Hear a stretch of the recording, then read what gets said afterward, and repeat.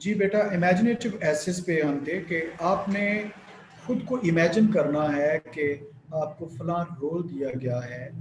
आप उस रोल में खुद को फील करते हुए आप अपनी प्लानिंग बताते हो कि आप इस काम को किस तरह से करते हो। मसलन आपको कह दिया जाता है, मैंने आपको एग्जांपल दी कि आपको कह दिया जाता है कि आप इस कॉलेज के ऑनर हैं, आप इस कॉलेज के प्रिंसिपल हैं, तो आप कैसे इसको लेकर चलते हैं। Any how, an imaginative essay is an essay which stands to discuss anything from space travel to fancy land. तखय्युल की बेस पर आप खुद को कुछ भी इमेजिन कर सकते हैं, इसके लिए कोई लिमिटेशन नहीं है।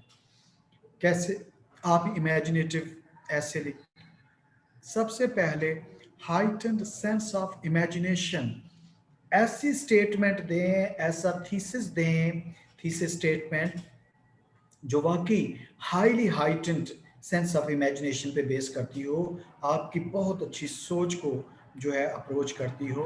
नंबर 2 बुलेट देखें, एड सेंसरी डिटेल्स। आपने जब खुद को इमेजिन करना है एक रोल में, तो फिर सारे 5 सेंसेस से रिलेटेड आपने जो कुछ देखा वो भी लिखेंगे, जो आप फील करते हैं वो भी लिखेंगे, जो टेस्ट किया, जो सुना, ये सारी चीज़ें आप लिखेंगे। जब आपको इमेजिनेटिव ऐसे में लिखने के लिए एक रोल दे दिया जाए, आपको एक शख्स के तौर पे कह दिया जाए कि आप फलां शख्स हैं, लॉजिकल फ्लो ऑफ डिटेल्स, तो आपने जितनी भी तफसीलात बतानी हैं उसके बारे में, इमेजिनेटिव ऐसे के बारे में लिखते हुए, उनका आपस में एक रिदम हो, एक लिंक हो, वो इंटरकनेक्टेड हो, कोहेरेंट हो, बिखरी हुई डिस्पर्स्ड मेडिटेशन को शो ना करे, बल्कि इंटरकनेक्टेड वन यूनिट को शो करे।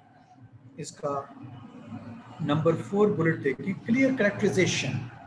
अगर आपको एक करेक्टर दे दिया जाता है या आप उस ऐसे में कोई करेक्टर देना चाहते हैं, तो वाज़े तौर पे उसको साफ नाम दें ताकि पढ़ने वाला जो है वो उसको पढ़ के समझ सके। नंबर 5 पे आपकी पंक्चुएशन, आपकी ग्रामर जो है वो करेक्ट होनी चाहिए।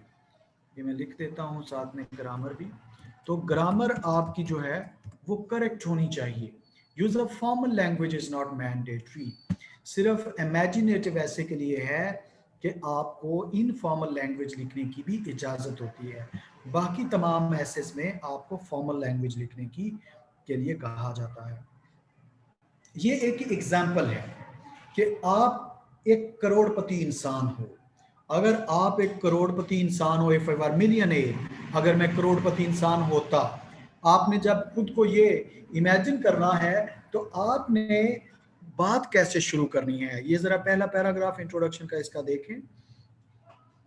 इफ विशेस वर हॉर्सेस, ख्वाहिशात अगर घोड़े की तरह होती, इवन बैगर्स वुड राइड, बेकारी भी उन घोड़ों पर सवारी करना जरूर पसंद करते।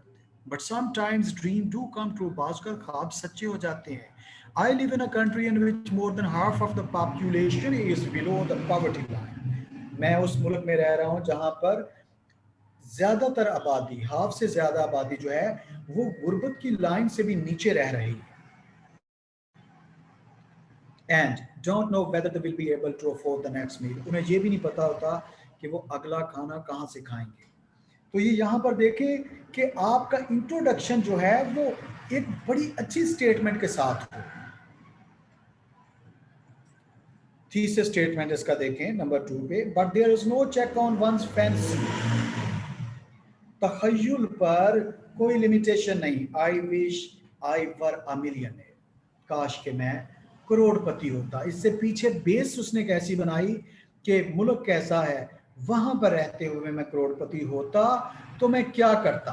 ये अगले 3rd पॉइंट पे देखें। As a poor man I have often experience that rich man are generally selfish.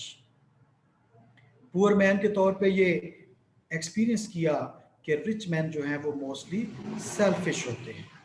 To the extent of being cruel, इस हद तक कि वो जालिम बन जाते हैं। Their outlook on life is not human, उनका आउटलुक जो होता है इंसानी जिंदगी के बारे में वो इंसानी नहीं होता, मटीरियलिस्टिक होता है। मादियत परस्त होता है। They forget that to be rich is not to be inhuman. वो ये चीज़ भूल जाते हैं, अमीर होने का मतलब ये हरगिज़ नहीं होता कि आप गैर इंसानी काम करना शुरू कर दें। When I am rich, I shall not forget God and God's man. कि जब मैं अमीर होऊंगा तो मैं ना खुदा को भूलूंगा ना खुदा की मखलूक को भूलूंगा। I long to lead some days in comfort. मैं चाहता हूं कि मैं कुछ दिन कंफर्ट में गुजारूं। Money will end the state of uncertainty in which I live today. ये सारे का सारा आपका फ्यूचर प्लान होता है।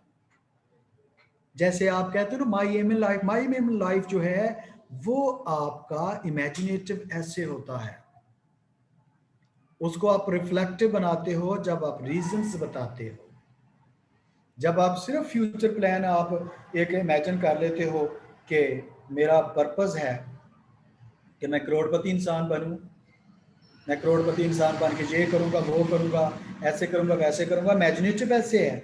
जब आप रीजंस बताना शुरू कर देते हो मैं क्यों बनना चाहता हूं, किस वजह से, फिर वो रिफ्लेक्टिव ऐसे हो जाता है। इसका बुलेट नंबर 2 देखें, I long to lead some days in comfort, money will end the state of uncertainty in which I live today. मैं इसलिए कुछ दिन आराम और सुकून के पाना चाहता हूँ, उम्रत में गुर्बत के ये सारे एहसास खत्म हो जाएंगे। Poverty makes you lose friends, गुर्बत में दोस्त ख़त्म हो जाते हैं। Makes one unacceptable in society, और माशरे में इंसान जो है वो अनएक्सेप्टेबल हो जाता है। If I were a millionaire, अगर मैं एक करोड़पति इंसान होता, I would be in the company of rich friends, तो मैं रिच फ्रेंड्स की कंपनी में होता, एंड वुड बी ऑनरेबल, और वहां पर मैं ऑनरेबल भी होता। सर एक सवाल है, जैसे अब जी if I were a millionaire, अगर हम इसको थोड़ा सा एक्सप्लेन करेंगे तो ये आप वो दूसरे वाला हो जाएगा, ठीक है। लेकिन अगर हम इसके साथ रीजन भी देंगे और उनको कन्विंस भी करेंगे तो फिर आर्गुमेंटेटिव हो जाएगा। तो एक ही ऐसे को हम आर्ग्यूमेंटेटिव, तीन जी जी जी, तीन बिल्कुल चार बिल्कुल। टाइप से लिख सकते हैं। अगर हमें टॉपिक बेटा आता है if I were a millionaire, वो सिर्फ ये तो हम टॉपिक इसमें भी लिख पेपर में नहीं लिखने के लिए आएगा कि इस पे मजमून लिखें, उस पे सारी स्टेटमेंट दी होगी। आप अगर एक मिलियनेयर होते तो आप कैसी लाइफ गुजारना पसंद करते, तो सिर्फ इमेजिनेटिव है। आप ठीक क्यों है। अच्छी आप क्यों मिलियनेयर बनना पसंद करते, तो क्यों का जवाब रिफ्लेक्टिव में है। ओके। क्या आप मिलियनेयर बनना चाहेंगे या नहीं बनना चाहेंगे, तो वहां पर आपकी आ जाती है राय, आप दलाइल दें, कन्विंस करें। तो एक ही टॉपिक जो है वो किसी भी तरह से पूछ सकते हैं, आपने स्टेटमेंट को बड़े ध्यान से पढ़ना होता है। जी नंबर 4 पे, but being a millionaire is only a part of my desire, ये तो मेरी सिर्फ डिजायर का हिस्सा है। I know I get education under very difficult circumstances so I shall open schools, कि अगर मैं क्यों अमीर बनना चाहता हूँ कि मैंने तालीम बड़ी मुश्किल से हासिल की, और मैं लोगों के लिए स्कूल खोलूँगा, लोग इजीली जो है वो तालीम हासिल करेंगे, अच्छी यूनिवर्सिटीज़ खोलूँगा, अच्छे कॉलेजेस खोलूँगा। नंबर 5 पे, a wealthy man can do much good to this world, अमीर आदमी जो होता है वो दुनिया के लिए बहुत काम कर सकता है। गरीब आदमी के पास क्योंकि हर काम करने के लिए तो पैसा दरकार होता है, गरीब आदमी क्या, गरीब आदमी के पास तो पैसे नहीं होते। अमीर आदमी जो है वो क्या कर सकता है, money along with two many comforts and care bring evil also, पैसा जब आता है तो बाज़ औक़ात इसके साथ बुराइयां भी आती हैं। I was born a human and shall live a pious and noble life. मैं अच्छा इंसान पैदा हुआ, अच्छी तरह ही जिंदगी गुजारूंगा। This duty every man owes to God, और ये काम हर शख्स पर फर्ज है अल्लाह ताला की तरफ। I shall fulfill this duty, मैं इस काम को ज़रूर पूरा करूंगा। And shall set a noble example, और अच्छी एग्जाम्पल पेश करूंगा before others, दूसरे लोगों के साथ।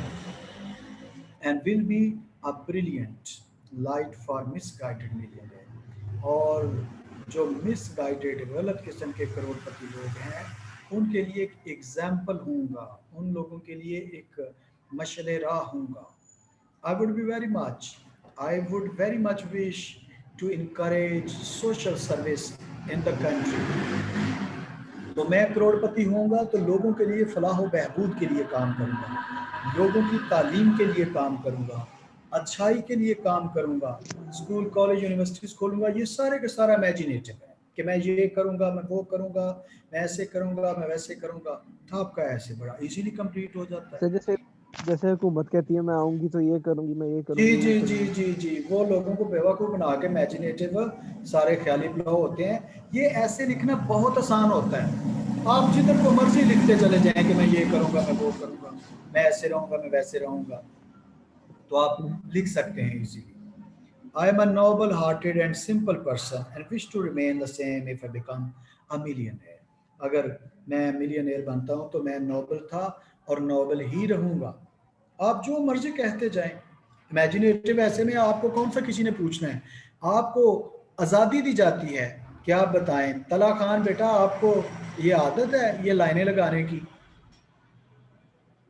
फिर फड़िया गई तला। ये बेटा ऐसे ही करता रहता है बार बार। सर इसको सर रिपोर्ट करते हैं सर, इसको यूनिवर्सिटी में कंप्लेन करते हैं सर इसे बड़ा समझाया, इस बच्चे को ये समझता ही नहीं है। सर ये ऐसे ही करता है सर, ये सबको तंग करता है सर। अब कहेगा देखना गलती से लग गई लाइन, ये ऐसे ही कहता है। कोई बात नहीं, छोड़ दें, माफ कर दें इसको। जी, तो इमेजिनेटिव ऐसे लिखना इसलिए आसान होता है कि आप जिधर को मर्जी अपने प्लान बता सकते हैं। माई एम इन लाइफ जो है आपका इमेजिनेटिव ऐसे है, जब आप बताते चले जाएं मैंने ये करना है, मैंने वो करना है। आप 350 तो क्या आप 2000 वर्ड्स लिख सकते हैं, जितना मर्जी लिखते चले जाएं, कोई उस पर कह दो बंदिश नहीं है। लेकिन कोशिश करें कि लिखते हुए ग्रामर ठीक हो। ये ना हो कि ग्रामर गलत हो तो फिर जितना ज़्यादा लंबा उतनी ज़्यादा गलतियाँ, तो वो आपके लिए नुकसानदेह हो जाए। सर एक है कि जैसे टॉपिक है if I were a millionaire, अगर वो कहे तो suppose you are a millionaire, तो ये हम जैसे बेटा सेम चीज है ना, ये सेम चीज है, अगर ये आप सेम चीज है कि suppose you are a millionaire, तो आपने बाद में लिखना तो फिर से यही है if I were a millionaire. Sir मैं आपसे ये पूछ रहा हूँ ना कि अगर इस तरह की जो स्टार्टिंग लाइंस होती है जिससे हमें पता चलता है कि ये वाला ऐसे है, ये इमेजिनरी है, ये आर्गुमेंटेटिव है, वो लाइन एक दफा लिखवा दें हमें ऐसे ही बोल के। बिल्कुल ठीक है मेरा बेटा, ये आप एंड पे सारे आपको टॉपिक्स ऐसे बताऊंगा, अभी आप ये सुनते तो चले जाएं। ठीक है सर, थैंक यू। मैं तो कोई भी जो है ना पॉइंट छोड़ता नहीं कि आप लोगों के लिए बाद में प्रॉब्लम बने। Yes sir. ये सैंपल 2 है आप लोगों के लिए।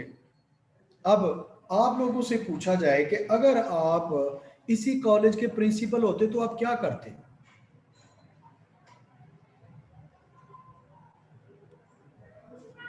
जी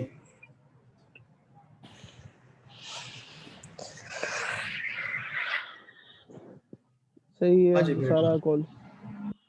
अगर आप प्रिंसिपल होते तो आप क्या करते? सारों की छुट्टी कर देते। सारा मैं छुट्टी दे सारों का रहा स्कूल का चेक एंड बैलेंस रखते। ये तो जब होता हो तब भी पता चलना था। यही तो बात है कि इमेजिन करना है बिल्कुल कि आप उस जगह पे हो और सीरियसली सोचना है कि अगर आप मैं अपने प्रिंसिपल हैं। स्कूल को दुनिया का सबसे बड़ा स्कूल बनाऊंगा, उसके अंदर चेक एंड बैलेंस रखूंगा, रूल्स एंड रेगुलेशंस होंगी, हर चीज एक एट अ टाइम होगी, टाइम टेबल बिल्कुल वो होगा, परफेक्ट होगा, क्लीनिनेस होगी, एटिकेट सिखाए जाएंगे, सारा कुछ इस्लाम की तालीम दी जाएगी। इस तरह की हर चीज भी बंदा बयान कर सकता है। सुभान अल्लाह। बिल्कुल बिल्कुल सही कहा। तो आप अपना सारा प्लान जो है वो इमेजिन करके बता सकते हो, कोई आपको गलत नहीं करेगा। आप कैसे गलत नहीं होगा, सिर्फ आपकी ग्रामर चेक की जाती है इमेजिनेटिव ऐसे में।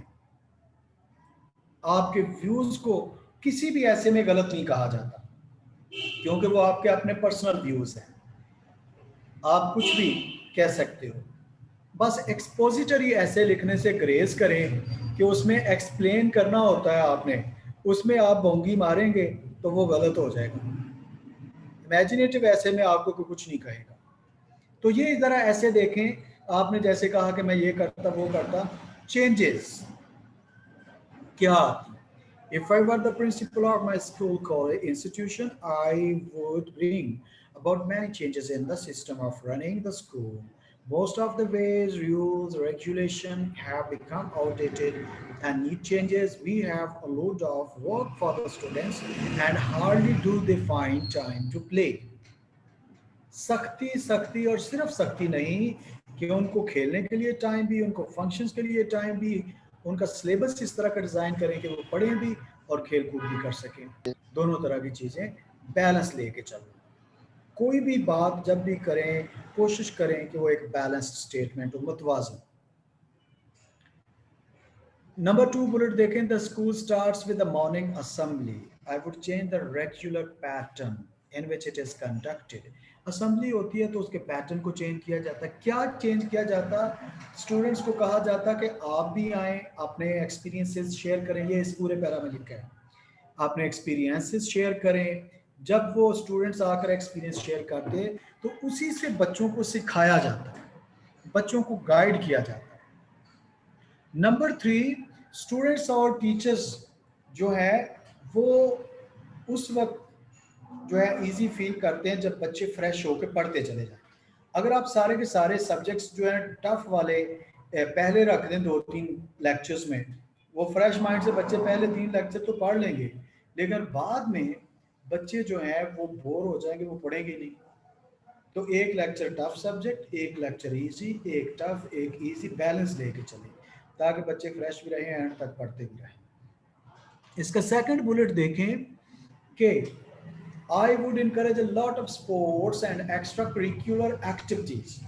ये extracurricular activities भी कॉलेज के करिकुलम का, सिलेबस का हिस्सा होता है, उसे भी साथ लेके चलना होता है। तो कहते हैं कि अगर मैं प्रिंसिपल होता तो मैं ये सारी करिकुलर एक्स्ट्रा करिकुलर एक्टिविटीज़ किस तरह की, like drama, music, painting, creative writing, play, modelling, photography, horse riding, swimming, dancing etcetera, ये सारी चीज़ें उसमें शामिल होती। Promoting a greater degree of personal interaction. Teachers और स्टूडेंट्स के दरमियान एक फ्रेंडशिप होती ताकि स्टूडेंट कभी भी टीचर से क्वेश्चन पूछते हुए ना डरते, दोस्तों की तरह, जैसे दोस्त एक दूसरे से पूछते हैं, हेल्प लेते हैं, तो उसी तरह वो पूछ के उनसे सीखते। जो एक गैप है वो उसको ख़त्म करने की कोशिश की जाती है। लास्ट वाला इसका बुलेट देखें, as a principal I would do my best to lead my school towards honours in academic, sports, social and cultural activities. ये सारी चीज़ें साथ लेकर चलनी है, एकेडमिक्स भी, उसके स्पोर्ट्स भी, उसके सोशल और कल्चरल एक्टिविटीज भी। अब ये जो आपने क्वेश्चन किया था कि एक्सपोजिटरी ऐसे किस तरह का होगा, कैसे होता है? If it is the first time when you hear the name an expository essay, अगर आपने फर्स्ट टाइम सुना कि एक्सपोजिटरी ऐसे क्या है, you may wonder what is an expository essay. एक एक्सपोजिटरी ऐसे क्या होता है and how it should be written, ये कैसे लिखा जाना चाहिए? First of all, it is necessary to understand what it is all about. के ये है क्या, इसको समझें। To explain what is an expository essay in simple word, you should memorise one easy formula. आपके पास सिर्फ एक फार्मूला है, ये मैं इसको हाईलाइट कर रहा हूं, इंफॉर्मेशन प्लस एनालिसिस। आप इंफॉर्मेशन जो है कलेक्ट करते हो, रिसर्च करते हो, एक्सप्लेन करते हो। Imagine that your friend has asked you about something and you need to give him as many details as possible. आपके दोस्त ने आपको किसी असाइनमेंट के लिए कह दिया, नोट्स के लिए कह दिया, कुछ चीज़ समझाने के लिए कह दिया, तो आप उसको जितनी ज़्यादा हो सकती हैं इंफॉर्मेशन आप कलेक्ट करके देते चले जाएंगे, एक्सप्लेन करते चले जाएंगे ताकि उसको ईजीली उसकी समझ आ सके।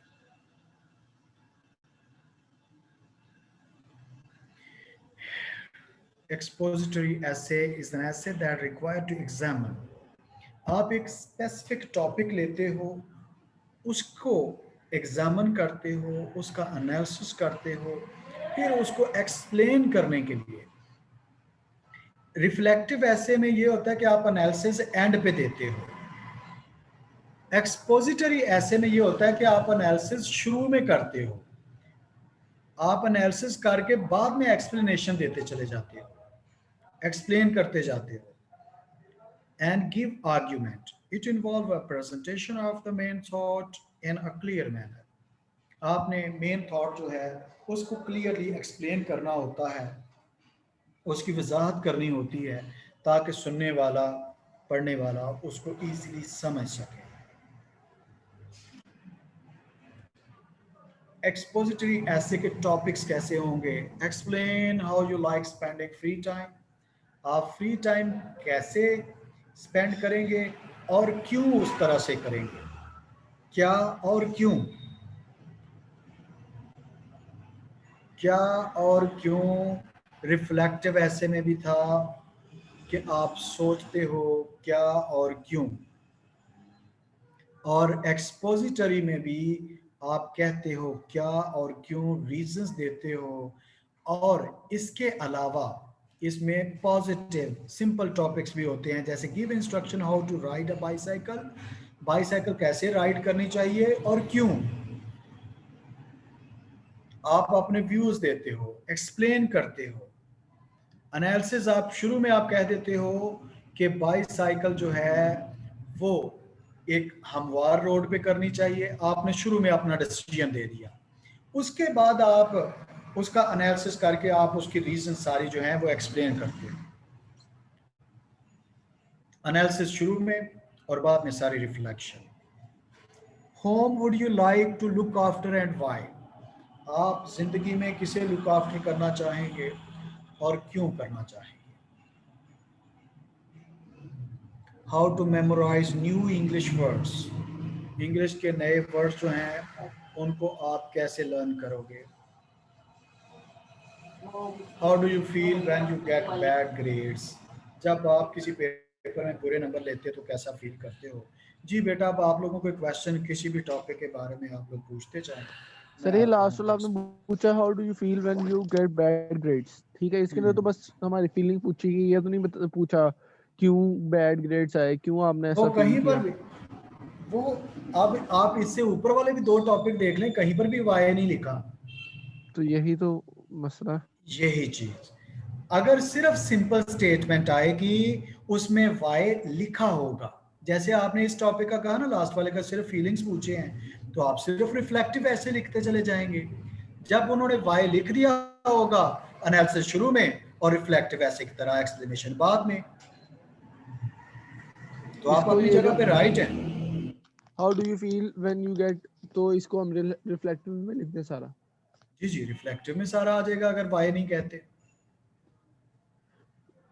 ठीक हो गया। जी बेटा, और किसी का कोई क्वेश्चन? माशाल्लाह लाइक बच्चे हो, 4 जनवरी को बस टेस्ट होगा, आप लोगों ने माशाल्लाह अच्छी परफॉर्मेंस देनी है, इसमें अच्छे अच्छे मार्क्स लेने हैं। सर एक्सपोजिटरी ये एक्स से बताएं दोबारा बता दे एक दफा। अटेम्प्ट्स कैसे करने हैं मिड्स, यानी क्या क्या आएगा हमें मिड्स में। जी बेटा, मिड टर्म में 2 किस्म के ऐसे लिखने के लिए आ सकते हैं और करेक्शन, या ये भी हो सकता है कि हाफ नंबर करेक्शन के और हाफ नंबर आपके ऐसे के। एडमिन वालों से मैं कंफर्म कर लूंगा, अगर उन्होंने इजाज़त दी तो आप लोगों की प्रेजेंटेशन जो है ना ऑनलाइन शुरू कर लेंगे और आप लोगों के प्रेजेंटेशन के नंबर जो है ना मिड टर्म में शामिल कर दिए जाएंगे। ठीक है सर। Okay sir. यानी सर वो करेक्शन जो है वो में एमसीक्यूज आएंगे। एमसीक्यूज और दूसरी तरह, दोनों तरह से एमसीक्यूज भी और सेंटेंसेस भी, दोनों तरह से आपको ये करेक्शन ठीक, और सर 2 ऐसे होंगे एक ऐसे होंगे। ऐसे बेटा, एक 2 ऐसे लिखने होंगे, आपको 2 स्टेटमेंट दी जाएंगी, उनके दरमियान में ऑप्शन होगी, फिर से 2 स्टेटमेंट होंगी, उनके दरमियान में ऑप्शन होगी। या आप लोगों की आसानी के लिए, आप लोगों को इजी रखने के लिए हो सकता है सिर्फ एक ही ऐसे दे दिया जाए और करेक्शन दे दी जाए और बाकी आपकी प्रेजेंटेशन के नंबर शामिल कर लिए जाए। आप लोगों ने बेटा प्रेजेंटेशन हर हाल में तैयार करनी है, हर एक की इंडिविजुअल प्रेजेंटेशन होगी। सर आप लोग प्रेजेंटेशन का किसी भी टॉपिक क्या होगा? मेरा बेटा आप लोगों को मैंने फ्री हैंड दिया हुआ है, कोई भी टॉपिक ले लें, जितना जो कुछ मैं पढ़ा रहा हूँ, जो कुछ आपके सिलेबस में है। सर किसी ऐसे पे लिख लें। मेरा बेटा ये नहीं होगा कि आप लिख दें वाई अला पाकिस्तान, मैंने इस पे देनी है प्रेजेंटेशन। आप ऐसे की टाइप एक्सप्लेन कर सकते हो, यही आप तो कह रहा हूँ एक्सपोजिटरी जैसे ऐसे बता सकते हो, आर्गुमेंटेटिव बता सकते हो, सर जैसे आप ये आप बता सकते। समझाते हैं कि जी बिल्कुल एक्सपोजिटरी ऐसे, ऐसे ये होता है और उसके बाद उसकी ये उसका सैंपल प्रॉब्लम, फिर उसके बाद उसके एग्जांपल एक्सप्लेन कर। बिल्कुल बिल्कुल आप ये ले सकते हो, सर आप ये ये कर आप सकते हमें हो। कंफर्म करके बता देना ऑनलाइन ही कब होना है, तो उससे पहले हम बेटा तैयार ये कर लेंगे। कंफर्म है, ये कंफर्म है, प्रेजेंटेशन कंफर्म्स है। सिर्फ ये पूछना रह जाएगा कि क्या मैं उनसे ऑनलाइन बच्चों से प्रेजेंटेशन ले लूं। अगर वो कहेंगे जी ऑनलाइन प्रेजेंटेशन आप ले लें, तो सिर्फ ये हो जाएगा, अदरवाइज क्लास में। लेकिन जैसे ये लॉकडाउन चल रहा है, मुझे नहीं पता ये कब खुलना है कब नहीं, आप लोगों को पता होगा कब खुलना है। सर 11 तारीख को शायद खुला। 11 तारीख सर को हमें भी कहते नहीं हैं खुल पता जाएगा। सर, अभी इंशाल्लाह अल्लाह कंफर्म ताला। कुछ नहीं पता। तो अगर फॉर एग्जाम्पल देखें ना, मिड टर्म आपके 11 से शुरू हैं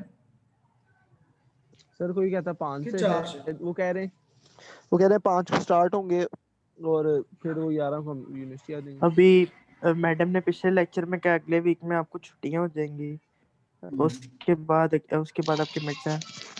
हाँ अगर यार बस अगले बाकी यही वीक है। में वीक जहाँ में छुट्टियां हो जाएगी तो फिर जहाँ भी जाओ ना, वहाँ मिड्स भी डिले हो गए हैं, यानी छुट्टियों की वजह से सारा। तो पता नहीं अब क्या होता हमारे साथ, हमें ये नहीं पता हमारे साथ होना है। अल्लाह ताला बेहतर करेगा। तेरे बहरहाल आप लोग अपनी तैयारी रखें, आप लोग प्रेजेंटेशन भी बनाएं, आप लोग असाइनमेंट भी बनाएं, वो आपकी सारी इस करिकुलम का हिस्सा है, वो सर यानी हर सर ये हाल जो में होना है। प्रेजेंटेशन हम किसी भी टॉपिक पे तैयार कर लें, जो कुछ आपने पढ़ाया उसमें से। जी बेटा, जब जिस बच्चे को मैं कहूँगा जी प्रेजेंटेशन दो, वो अपनी असाइनमेंट मुझे पेश करेगा और साथ में प्रेजेंटेशन देगा। असाइनमेंट के नंबर प्रेजेंटेशन के साथ जुड़े हुए हैं, अगर आपकी प्रेजेंटेशन जैसी होगी वैसे ही नंबर आपके असाइनमेंट के मिलेंगे। सर एक्सप्लेन इंग्लिश में करेंगे तो ज्यादा नंबर मिलेंगे, उर्दू में करेंगे तो कम नंबर मिलेंगे। मेरा बेटा जैसे मर्जी करें, एक्सप्लेन करना। सर इंग्लिश में ओके रखे ना, सर। ज्यादा नंबर आएगा। सर असाइनमेंट क्या मेरी सर मतलब? बस मेरी कॉन्सेप्ट सही तरह क्लियर कराना है। हाँ सर मेरी बिल्कुल। इंग्लिश इतनी अच्छी नहीं है। अच्छा, उर्दू अच्छी है। यस सर, उर्दू नहीं फिर सर ठीक है। ज्यादा आएगा। Yes, sir. I चल can speak English, talk English, walk English. I can sleep sir I, English. Assignment क्या क्या मतलब कि जो I एक्सप्लेन can करना है smell. उसको लिख के I can आपको smell दिखाना है you. पहले? बेटा वो क्वेश्चन जैसे लिखा होता है ना, मसलन उस तरह से लिखा हो तो उसे असाइनमेंट कहते हैं, और ये जो स्लाइड्स आप बनाते हैं इसे प्रेजेंटेशन कहते हैं। सर लेकिन हमने तो ऐसे प्रेजेंटेशन देनी है ना कि जो हमने यानी अब काम करेंगे, यानी हमने आपको बताना है कि कैसे ये वो इन डिटेल से जी एक्सप्लेन जी करना है आपको। जी, ये भाई बेटा पहले हम प्रेजेंटेशन बनाएंगे है, असाइनमेंट, अपनी असाइनमेंट को एक्सप्लेन करना सर के सामने, सारे बच्चों के उसी सामने। असाइनमेंट पे प्रेजेंटेशन बनानी है। यानी कि सर असाइनमेंट हम जैसे बनाओ। सर आपने बनाई हुई थी। Yes sir ji yes sir yes sir. Sir हम भी ऐसे यानी कि ये इस पे बनाए हैं पावर पॉइंट पे असाइनमेंट, ये प्रेजेंटेशन के कॉपी पेंसिल जैसे मर्जी। सर हम भी क्या ये पावर पॉइंट पे बेटा प्रेजेंटेशन होगी। सर अब जिसके पास लैपटॉप या कंप्यूटर ना हो, बेटा किसी दोस्त से उधार ले ले। यानी पीडीएफ सर फाइल सर इसका भी अब पीडीएफ हाल सर है फाइल है। मैं इसको उधारी चीज नहीं देता। भाई अब सर सर मुझे बकते शायद तुम्हारे पास अपने उसके फोन में अंदर कर डाल लो लेना ना power point. Power point. Power point तो फोन में भी हो जाता है, देन उसको किसी लैपटॉप के बाद में कनेक्ट कर लो। यार सर अब हमारे पास जिसका फोन वो फोन पावर भी ना पॉइंट अच्छा हो हो वो जाता क्या है। करे। नहीं सर, पीडीएफ फाइल बना ले। यार वो फिर टाइम निकाल के ना फोन हो दिल पर करे मूड तो यही बन रहा, मर गया इंतकाल। जी मिस आमना अगर सुन रही हैं तो यहाँ पे क्लास खत्म है। आप जो है अली अटेंडेंस वो